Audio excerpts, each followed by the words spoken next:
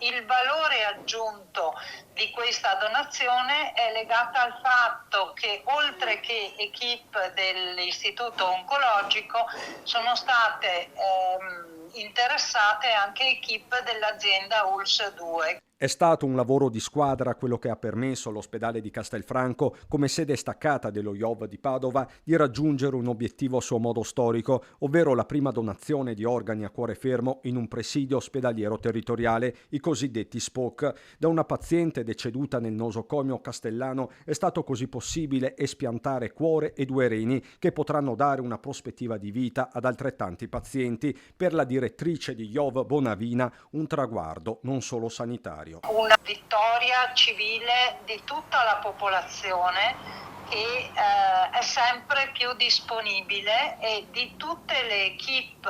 8 ore di intervento che hanno visto operare una quindicina di clinici con il supporto del coordinamento regionale trapianti, rianimazione anestesia, cardiochirurgia, chirurgia epatica e renale. Un gioco di squadra prezioso e vincente, lo ha definito il presidente Luca Zaia, nello specifico un orgoglio per la città del Giorgione. Sono notizie che rincuorano Castelfranco Veneto e che danno ragione alla regione sull'investimento fatto nel polo ospedaliero appunto della città, perché risultati così vanno ben oltre le aspettative. Quindi un plauso alla Sanità Veneta, all'Istituto Oncologico Veneto per ciò che sono stati in grado di fare a Castelfranco Veneto oggi.